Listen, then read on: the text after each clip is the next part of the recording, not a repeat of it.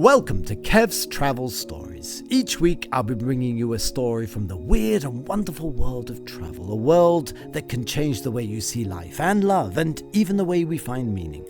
Places that are iconic and sometimes surprising and even terrifying. So sit back and enjoy while we go on a magical mystery tour together.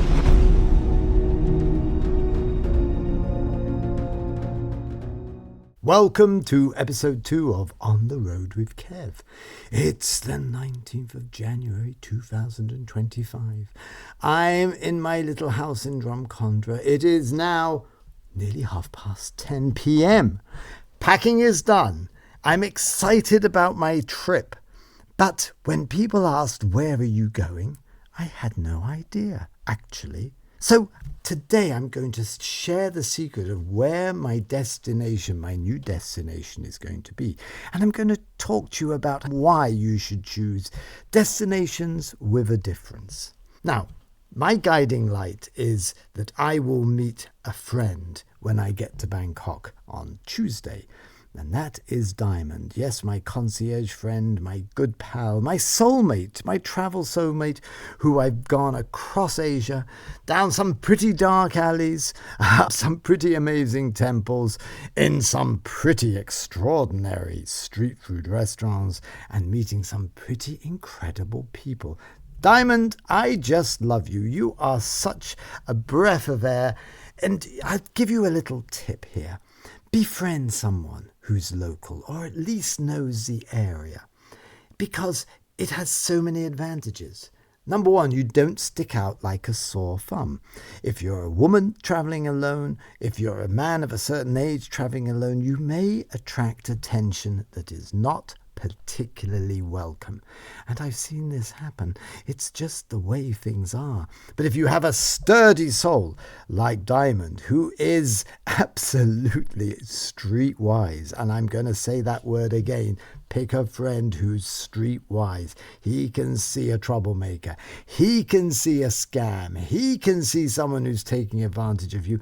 And I pay a small stipend to Diamond, but you know what? Because he's given up a week of his time, I make it back in good deals, good hotel deals, sometimes free hotel deals, because he's a concierge in a very 5-star hotel chain in Bangkok.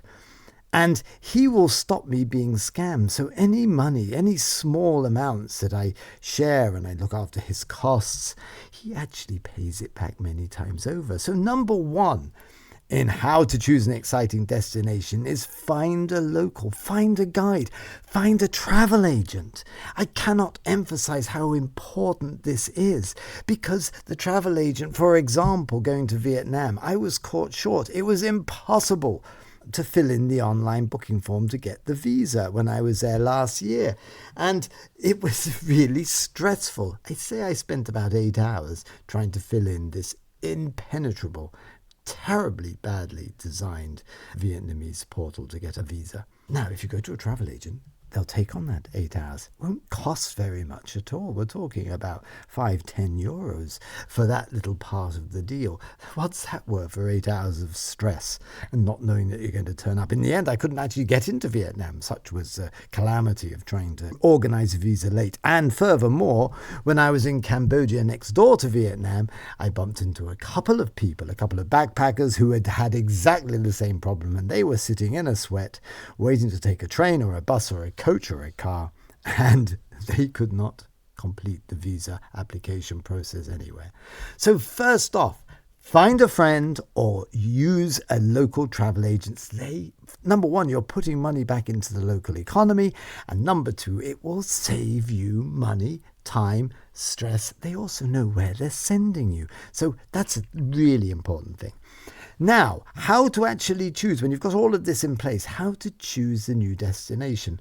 Well, you can, again, collaborate. So I'm going to tell you about the phone call I had today with Diamond. Hi, Diamond. How are you, brother? He calls me brother for some reason. I call him brother back. It must be a Thai Bangkokian thing.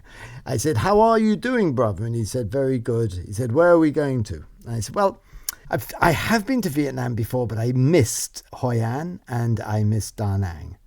And he said, okay, we can do that. That's no problem.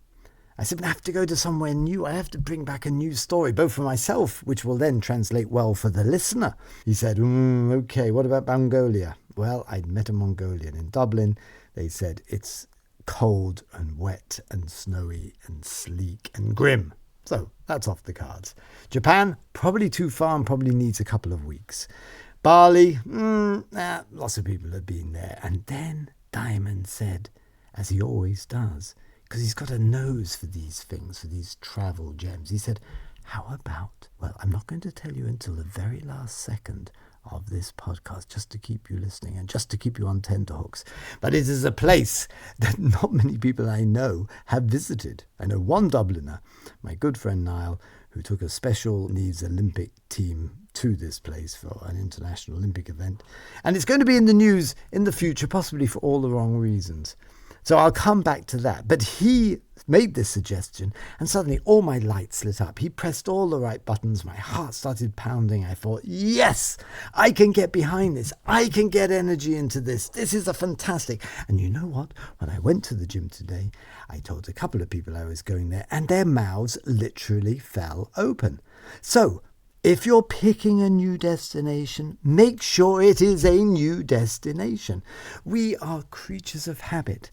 As the great poet said, what's the difference between 6 foot under in the grave, being in the grave, and being in a groove of 6 inches? Well, the difference is about 5.5 feet. Because if you're stuck in a groove, if you're stuck in a rut, you're going nowhere. And people, and I've been guilty of this, love to go back to the same ski place, same holiday, same beach, same hotel, same swimming pool, same bench, same lilo.